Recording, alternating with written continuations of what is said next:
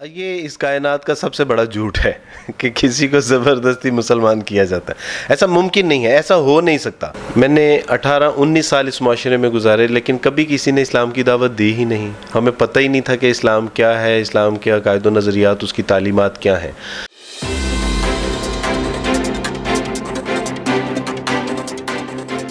السلام علیکم ناظرین، میں ہوں آپ کا میزبان عبد الرحمان. ہدف میں آپ سب لوگوں کو خوش آمدید. آج ایک مرتبہ پھر ایک ایسی موٹیویشنل سٹوری کے ساتھ آپ سب لوگوں کی خدمت میں حاضر ہیں، جس کو دیکھنے کے بعد اور جن کی گفتگو سننے کے بعد یقیناً آپ کا ایمان ایک مرتبہ پھر تازہ ہو جائے گا. میرے ساتھ موجود ہیں عبد الوارث، جنہوں نے آج سے 14 سال پہلے اسلام قبول کیا. سونے کا کاروبار کرتے تھے اور ایک نامور گولڈ سمتھ تھے. سب چیزیں لٹا دیں اور صرف اس دن سے لے کر اب تک اللہ اور اس کی مخلوق کے لیے خدمت کر رہے ہیں. یہ چاہتے ہیں کسی نہ کسی طریقے سے وہ تمام تر غیر مسلم جو مسلمان ہوتے ہیں ان کی مدد کی جائے، ان کو پریکٹیکلی جو بیسکس ہیں ان کو سکھائی جائیں. اب تک یہ 2000 سے زائد جو دائرہ اسلام میں داخل ہوئے ہیں ان کے لیے خدمات سر انجام دے چکے ہیں، اور یہ ان کی شادیاں بھی کرواتے ہیں. آئیے سنتے ہیں ان کی کہانی انہی کی زبانی. اسی چیز تھی جس نے آپ کو انسپائر کیا اور آپ دائرہ اسلام میں داخل ہوئے؟ عبد الرحمان، میں نے 18-19 سال اس معاشرے میں گزارے، لیکن کبھی کسی نے اسلام کی دعوت دی ہی نہیں. ہمیں پتہ ہی نہیں تھا کہ اسلام کیا ہے، اسلام کے عقائد و نظریات، اس کی تعلیمات کیا ہیں. میرے ساتھ جو سانحہ ہوا وہ یہ تھا مختصر کہ میں ایک اچھا مسیحی، ایک اچھا عیسائی بننا چاہتا تھا. اور جب میں نے ایک اچھا مسیحی بننے کے لیے اپنی تعلیمات کو بغور مطالعہ کیا، اس کو پڑھا سمجھا، تو مجھے تھوڑا ریئلائز ہوا کہ یہ افراط و تفرید کی جو ہے وہ شکار نظر ہو چکا ہے ہمارا مذہب. مثلا اس میں تثلیث کا عقیدہ ہے، اس میں ابن اللہ کا عقیدہ ہے، اس میں کفارے کا عقیدہ ہے، اور جیزس سن آف گاڈ کا عقیدہ ہے. تو یہ وہ تمام خرافات ہیں جو مسیحی تعلیمات کی بنیادی چیزیں نہیں ہیں، اس میں بعد میں ایڈ کر دی گئی ہیں. تو ان تمام تعلیمات کے پیش نظر عیسائیت سے متنفر ہو گیا اور ایک عرصے تک جو ہے وہ بھٹکتا رہا، لیکن کبھی کسی نے اسلام کی دعوت پیش ہی نہیں کی. وہ تو اللہ سبحانہ و تعالیٰ کی توفیق سے اس کے بعد اللہ نے دل میں ایک احساس، خیال پیدا کیا کہ کیا حرج ہے اسلام کا بھی اگر مطالعہ کر کے دیکھا. کیونکہ ہم نے اسلام کو جو سنا تھا وہ یہ تھا کہ یہ محمد صلی اللہ علیہ وسلم کا خود ساختہ بنایا ہوا مذہب ہے. قرآن انہوں نے اپنے ہاتھ سے لکھا ہوا ہے. جہاد، لوٹ گسوٹ اور مال کو غصب کرنے کے لیے ایک جہاد کا نام دے دیا گیا. تو یہ وہ چیزیں تھیں جو ہم نے اپنے خاندان سے اور عیسائی مشنریز کے جو ہمیں نسل در نسل جو ہے وہ منتقل کی جا رہی تھی. لیکن اللہ سبحانہ و تعالیٰ کی توفیق سے جب اسلام کو پڑھا، قرآن کو پڑھا، اللہ سبحانہ و تعالیٰ کا تعارف ہوا اور نبی کریم صلی اللہ علیہ وسلم کی سیرت کا مطالعہ کیا، تو تب جا کے احساس ہوا کہ کتنی بڑی جہالت میں تھے ہم. یعنی کہ اگر اسلام سے ہم دور ہیں، قرآن سے دور ہیں، اللہ سبحانہ و تعالیٰ کی جو علم و عرفان اور اس کی معرفت سے محروم ہیں، تو یہ جہالت تھی ہمارے لیے. تو مختصر یہ کہ اللہ سبحانہ و تعالیٰ نے قرآن کا مطالعہ کرنے کی توفیق عطا فرمائی، رسول اللہ کی سیرت کا مطالعہ کرنے کی توفیق عطا فرمائی.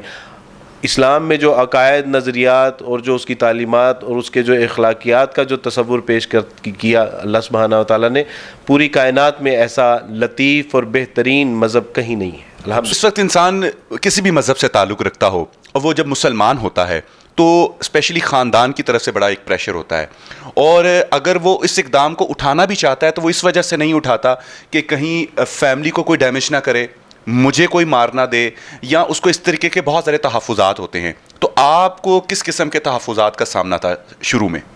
میں نے جب اسلام قبول کیا تو الحمدللہ، چونکہ ہم مسلم سوسائٹی میں رہتے ہیں تو مسلمانوں سے تو اس طرح کے کوئی خدشات ہو نہیں سکتے. ہاں، عیسائیوں کی طرف سے اس طرح کے خدشات ہو سکتے تھے، لیکن میں انفارچونیٹلی اس وقت دبئی میں تھا.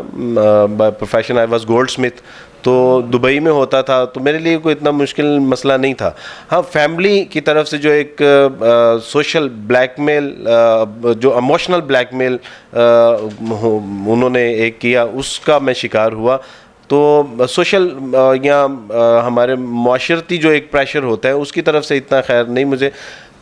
والد صاحب نے بات کرنی بند کر دی, والدہ نے بات کرنی بند کر دی. دبئی سے پاکستان آیا, اسلام قبول کیا, پاکستان آیا تو والدہ نے کہا کہ بھی چلے جاؤ, اب گھر میں تمہارے لیے کوئی جگہ نہیں ہے.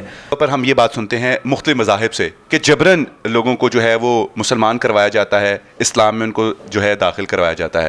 تو آپ کو بھی جب شروع میں جب آپ نے اس کا آغاز کیا, آپ کو بھی یہ تمام تر معاملات فیس کرنے پڑے, یا اس کے بعد جب آپ مسلم ہو گئے تو آپ نے پھر مسلم کمیونٹی میں یہ چیزیں دیکھی کہ زبردستی ان کا مذہب تبدیل کروایا جا رہا ہے؟ یہ اس کائنات کا سب سے بڑا جھوٹ ہے کہ کسی کو زبردستی مسلمان کیا جاتا ہے. ایسا ممکن نہیں ہے, ایسا ہو نہیں سکتا. یعنی کہ میں آپ کو اگر یہ کوئی سید کا بیٹا, کسی ہاشمی کا, کسی بزرگ کا, کسی پیر کا بیٹا کہہ رہا ہوتا تو آپ کہتے کہ شاید یہ مبالغہ ہی کر رہے ہیں کیونکہ ان کا اپنا مذہب ہے. ایک ایسا شخص آپ کے سامنے بیٹھا ہے جو تثلیث کو ماننے والے کے گھر میں پیدا ہوا ہے. میرے والد صاحب کا نام برکت مسیح گیل تھا, میری والدہ عیسائی خاندان سے ہے, میرے خاندان کے متعدد حضرات جو ہیں وہ مذہبی رہنما بھی ہیں. تو مجھے یہ بات کہنے میں الحمدللہ کوئی عار نہیں ہے, بلکہ مجھے فخر ہے کہ اسلام ایسا مذہب ہے ہی نہیں, اس کی تعلیمات میں یہ چیز شامل ہی نہیں ہے, بلکہ وہ تو اس کے برعکس کہتا ہے کہ لا اکراہ فی الدین, کہ یہ وہ دین ہے جس میں کوئی جبر نہیں اور ممکن نہیں ہے. اب چلیں آج ہم تو پاکستان میں یہ پروپیگنڈا کا شکار ہو رہے ہیں. آپ مجھے بتائیں امریکہ میں کون سی ان کے سر پہ تلواریاں, کون ان کو جبرن مسلمان کر رہا ہے؟ 20,000 بندہ سالانہ اسلام قبول کر رہا ہے. یورپ میں, فرانس میں, ہر جرمن میں, یعنی کہ تیزی سے اسلام, ان کو کون زبردستی مسلمان. اب ہم تصور, اور ہم کوئی جنگل میں نہیں رہ رہے, یعنی کہ یہاں پہ تو آپ صرف یہ کہہ رہے ہیں نا کہ جبرن مسلمان. یہاں پر ایک الزام یہ بھی ہے کہ خواتین کو جبرن اسلام قبول کر کے ان کے ساتھ شادیاں کر دی جاتی ہیں, شادیاں کر دی جاتی ہیں, جبکہ یہ ایک جھوٹ ہے اور ننگا دھڑنگا جھوٹ ہے, یہ بہتان ہے, یہ پروپیگنڈا ہے. آپ 2000 کے قریب غیر مسلموں کی کفالت بھی کر رہے ہیں, ان کی شادیاں بھی کروا رہے ہیں, یہ کیسے آپ کے ذہن میں خیال آیا؟ ارے معاشرے میں ایک ایسا انسٹیٹیوٹ ہونا چاہیے جو نو مسلمین کی نہ صرف تعلیم و تربیت, ان کے معاشی, معاشرتی اور سماجی مسائل.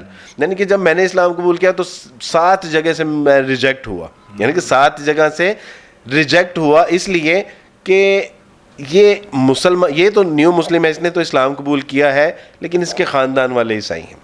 یہ صرف میرے ساتھ نہیں ہوا, اکثر و بیشتر کے ساتھ یہ ہوتا ہے.